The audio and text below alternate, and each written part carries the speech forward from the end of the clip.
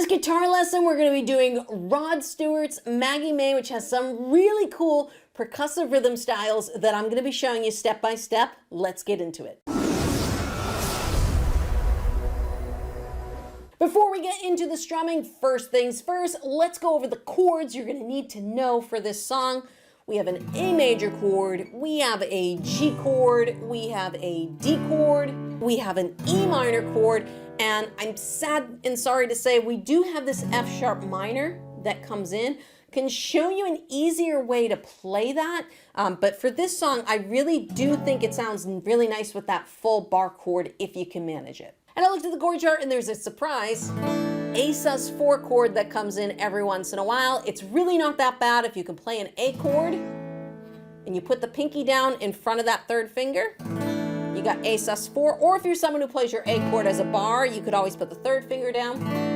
It's a very nice open sounding sus chord. If you can't manage that, don't worry, you can just play the A major chord. It's fine, but it may not sound exactly like the song. So for those of you who don't know me, my name is Lauren Bateman, and I help guitar make sense so that you guys can have more fun playing the songs that you know and love. And that's what we're gonna do right here on this song. We're gonna break down this strumming pattern step by step. We're using a percussive rhythm pattern, which means we're gonna have to be hitting our guitar a little bit, but don't worry, this is more of a subtle percussion than a really aggressive percussion where I would have you like really hit the guitar. We're gonna be using a subtle progression here. So the strumming pattern without any percussive elements will be this. It's gonna be 1 and 2 and 4 and 1 and 2 and 4 and. So that's gonna be down, up, down, up, down, up. So 2 ups in a row. 1 and 2 and 4 and. Here it is. We'll do it on a G chord. Ready? 1, 2, 3, 4.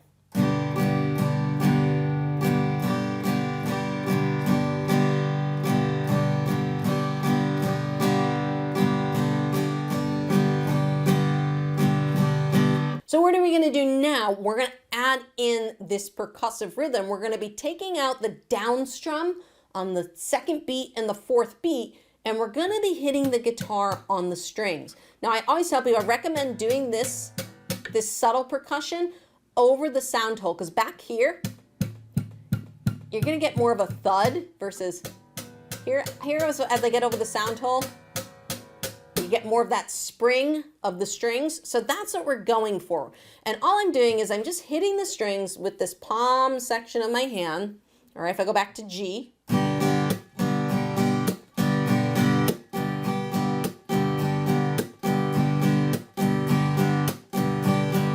So you see I'm taking the down on the 2 and I'm just karate chopping my strings a little bit, okay?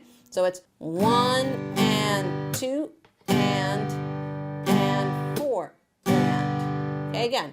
1 and 2 and 4 and.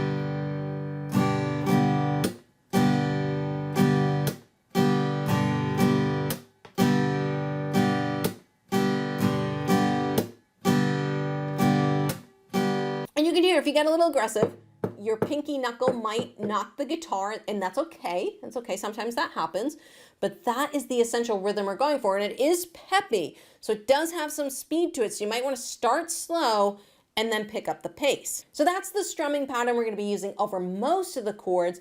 Now, there's a couple points in the song where we do have a chord that plays twice in a row. We have a double D chord in the beginning of the verses. For those D chords, we're going to be playing a 2-measure pattern. That means the first D chord, we're going to be doing the rhythm I already showed you, and the second measure, we're going to do something just a little bit different. So the first measure is the same, 1 and 2 and 4 and, okay?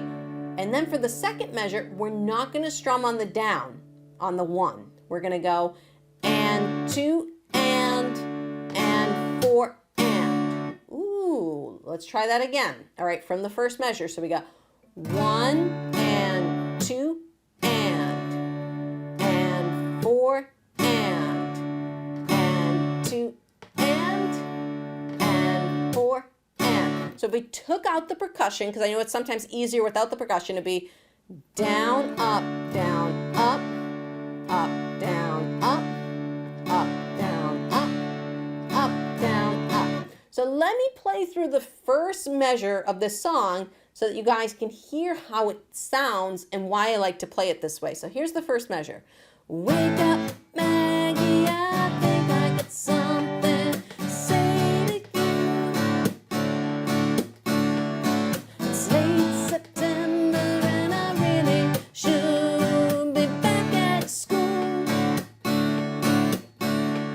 So now that you've heard that percussive rhythm through an entire chord progression, you can see why I like to switch it up on that D chord. I think it adds a little extra depth. Now, if you just did the first strumming pattern over and over again, would it be wrong? Absolutely not. I just wanted to show you guys how I like to do it live. Now, when we hit the second half of the verse, we're gonna change our strumming. The whole song is gonna open up. We're gonna get away from being percussive and we're just gonna go to a regular strumming pattern. That happens when we hit the E minor chord, okay? And it's gonna be a down, down, up, down, down, down, up, down, up.